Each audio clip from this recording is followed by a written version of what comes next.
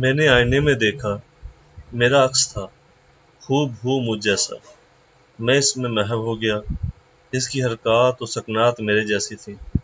میں آگے بڑھتا گیا، وہ آگے بڑھتا گیا۔ میں پیچھے ہٹا، وہ پیچھے ہٹ گیا۔ میں چھپ گیا، وہ چھپ گیا۔ یہ عجیب کھیل تھا۔ میں سوچتا کہ اصل میں کون ہے، آئینے کے اندر یا باہر؟ ایک اصل ہے، دوسرا عکس ہے، اور اصل عکس کا عکس ہے۔ یہ سوچ بڑی اذیت ناک تھی۔ میں اس سے ہم کلام ہوا، وہ خاموش تھا۔ مجھے عجیب محسوس ہوا، عکس اصل سے مختلف معلوم ہوا۔ وہ ہمیشہ خاموش رہا اور میں ہمیشہ بولتا رہا۔ ایک دن میں نے اس سے پوچھا، تم بولتے کیوں نہیں؟ وہ مسکرایا اور چپ رہا۔ کمرے میں سناٹا تھا۔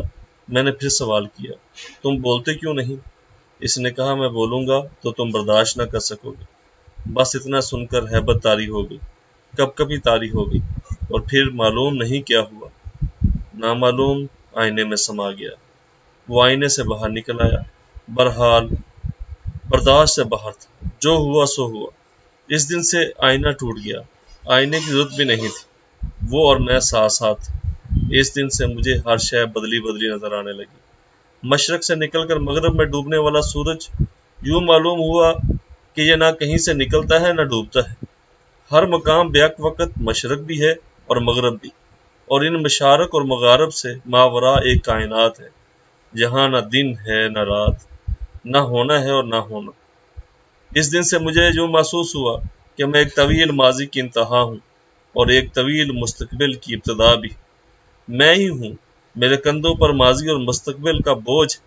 مجھے محسوس ہوا کہ میں ہر انسان کا حصہ ہوں، ہر انسان میرا حصہ ہے۔ میں ہر وجود میں موجود ہوں اور ہر وجود مجھ میں موجود ہے۔ دنیا میں ہونے والے ہر جرم کی ذمہ داری مجھ پر، اور نیکی کا برم میرے ہی دم سے ہے۔ میری سوچ بھی عجیب ہو گئی۔ میں کبھی رات کو آفتاب دیکھتا ہوں اور کبھی دن کو تارے نظر آتے ہیں۔ خوابوں میں جاگتا ہوں اور بیداری میں خواب دیکھتا ہوں۔ میں خود ہی آخری سوال ہوں اور خود ہی اس کا آخری جواب۔